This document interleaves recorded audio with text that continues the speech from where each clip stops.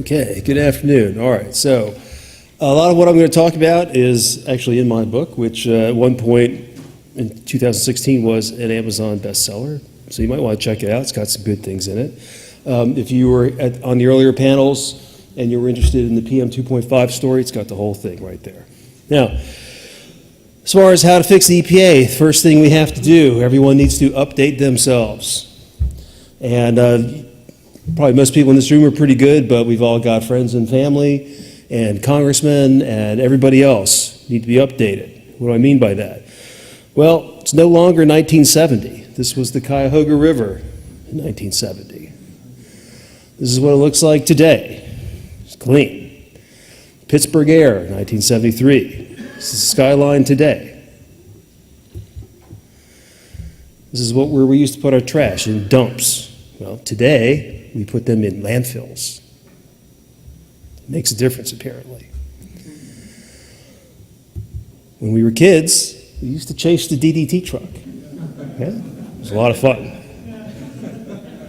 Today, kids are suing. They lawyer up over carbon dioxide. Okay, so things have changed. Things have gotten a lot better. I mean, kids have nothing better to do today, right? This is important because we need to update our environmental laws and regulations. We are working off laws that the first Clean Air Act was passed in 1963. It was updated into the mess it is today in 1970, then 1977, then 1990. When in 1990 they finally took all the science out of the Clean Air Act. Clean Water Act, Superfund, all these other laws were written back in the day. There's a lot less understanding about the environment. We've gained a lot in experience and knowledge, and so we need to rewrite and rethink how we do environmental protection. EPA under the Clean Air Act has to review and, by default, tighten air quality standards every 5 years because that's what the law says. Well, we don't need to do that. It's not 1970 anymore. Our air is clean. I've been doing environmental issues since 1990. The air was clean then. But EPA has insisted on cranking down air quality regulations, and really just to great cost and no benefit. We need to sunset regulations that we write today because in 20 years they're not going to be applicable anymore. We don't need them. We need to continually rethink how we do environmental protection. We need to reinsert science into the laws. Clean Air Act amendments in 1990 took science out.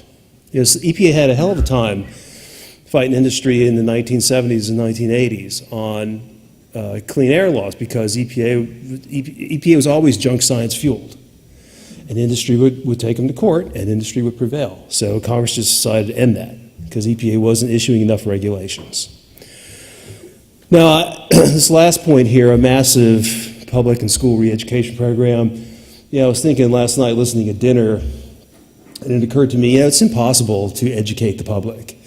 It's just, you could educate people and for 50 years have something really good going, and then along comes a scare and it's all for naught. We really need to make sure that the people that are in charge are really well educated and up to date on what's going on.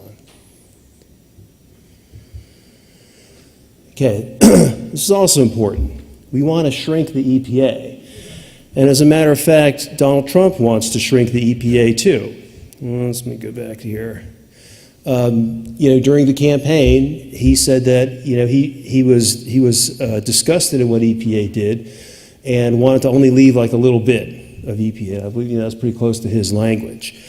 And the problem is we just had all these regulations, just a steady stream of regulations. None of them ever go away. They just accumulate. Like 46 times as long as the Bible. Those are the EPA regulations. They never go away. And this has got to end. I mean, our environment is clean. We don't need this many regulations. Most environmental protection today is done in the states. The last, both Obama EPA administrators testified in Congress, made private comments that most environmental protection is done, in fact, in the states. And there's probably is a role for federal EPA on international issues and interstate issues. And I think chemical registration issues, it makes sense to do that on a national level at some sort of regulatory group rather than have 50 states regulating, say, pesticides and new chemicals. But that's a much smaller mission than the EPA we have today. No more secret science. If you were in the earlier panels, we talked about PM 2.5. 95% of the market value of the coal industry was wiped out during the Obama administration because of secret science.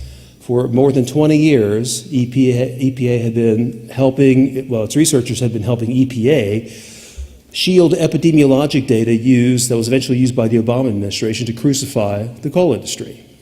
Congress has passed laws, or you've got bills out of the House to ban this. They're now pending in the Senate. At one point, the House actually subpoenaed EPA. I mean, actually a subpoena, you don't answer a subpoena, you go to jail. EPA, nothing happened.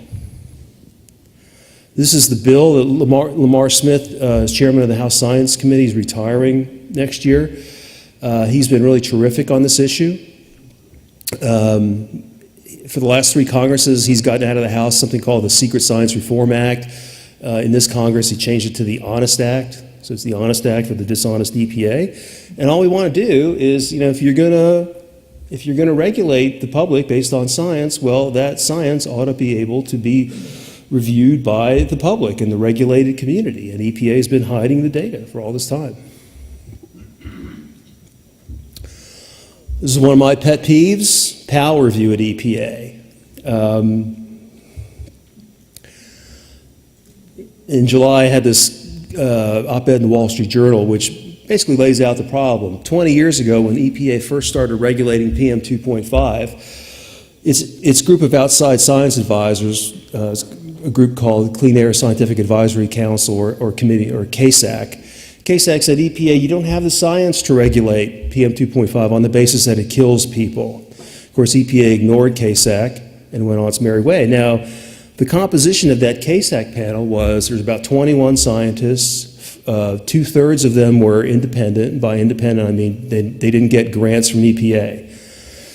So EPA didn't forget that, and over the next 20 years, EPA reconstituted the CASAC PM panels to the point where today, because of the Obama administration, there are 26 members on that committee. 24 of them receive grants from EPA. And we're not talking about $1,000, $5,000, $10,000 grants. As a group, these people have received hundreds of millions of dollars in grants from EPA. So of course they do EPA's bidding. EPA pays them to do the science, and then EPA, reconstitutes them to rubber stamp their own work. I mean, imagine going through school and being able to grade your own work. So that's what this Wall Street Journal op-ed was about.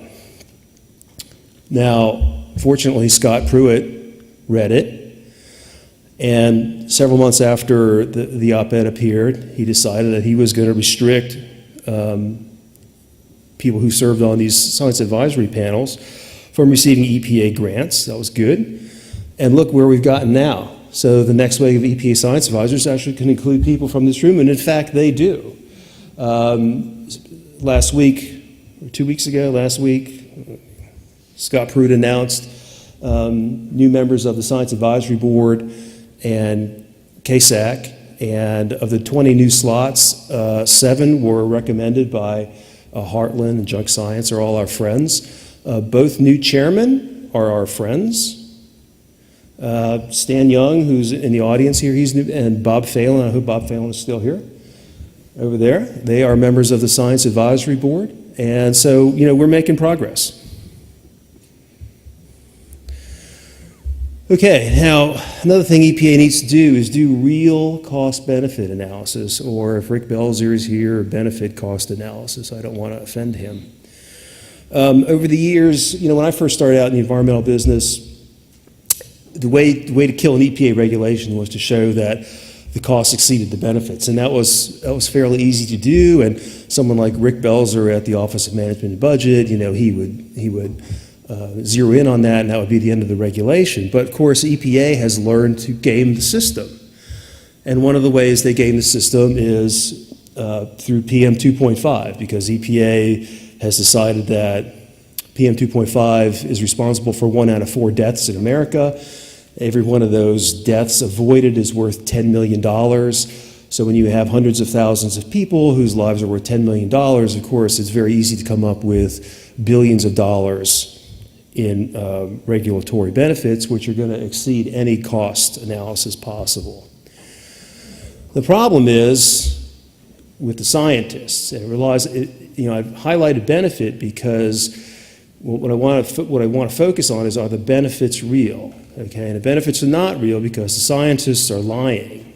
If PM 2.5, I focus on that because that is has been the Obama EPA's most potent regulatory weapon. Wiped out the coal industry with it. The Clean Power Plan is justified on the basis of that. Scientists know PM 2.5 doesn't kill, yet they propagate the myth. The next problem there is the economists. Okay, now the problem with economists is they don't care whether the science is correct or not. They just accept whatever the scientists say, what me worry, and go on and do their economic analysis based on these bogus benefits. Well, that's terrible. You're going to get the wrong answer every time. We have the industry guys. They're a problem too. The industry guys, when I first started out, industry's willing to fight EPA. Not anymore. Not anymore. They run away. They run away. They don't really support our groups anymore. Used to get some support years ago. Not anymore. They just run away. They don't want to have anything to do with confrontation with regulatory agencies or environmental groups or anything. It's just, it's bad. Now, where all this has, we've made some progress.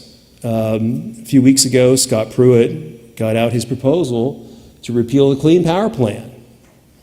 And I think I have this. Nope, I don't. Okay.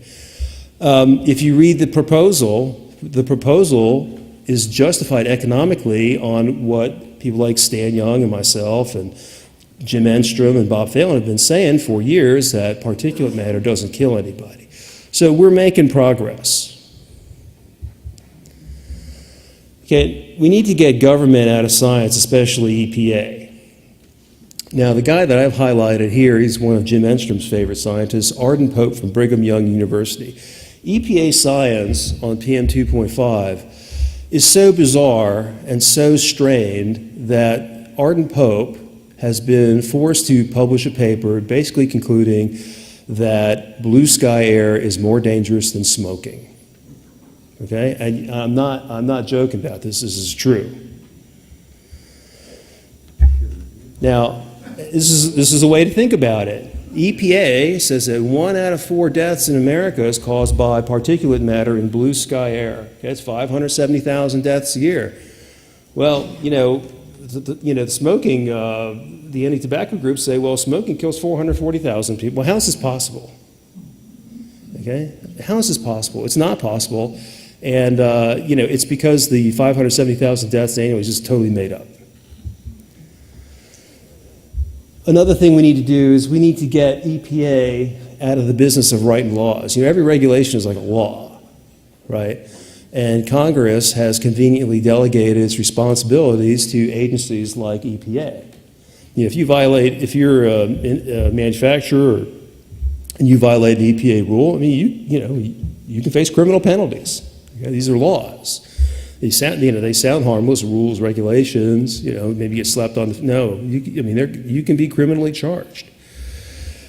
What we need to do is force Congress to accept responsibility for writing these laws. It needs to go back to Congress. Right now, we have this. When the Republicans took over Congress in 1996, they passed the law, Congressional Review Act, which is sort of a post facto review of agency regulation. So after an agency issues a regulation, it can be reviewed by Congress. That's not how it should work. If it's a major regulation, Congress should have to vote up or down on it. Judicial review. Okay, a huge problem is the court system and how the court system looks at EPA, how they ignore science. If you've been wronged by EPA on a science issue, it's virtually impossible to get that in front of a court. Rarely has that ever happened. They're just not interested in science. There's a Supreme Court decision from 1984. It's called Chevron versus NRDC. And in that Supreme Court decision, they held that if a statute is, vague, a regulatory agency like EPA can do whatever they want. Now, fortunately, our newest Supreme Court Justice, Neil Gorsuch, he is an opponent of Chevron, so one day I hope to see that overturned. Of course, it would be nice if Congress would just, do the right thing. That's it? Okay. Now is the time to act. We have a Congress and I'm sorry, we have Congress at EPA, so read my book. Thank you.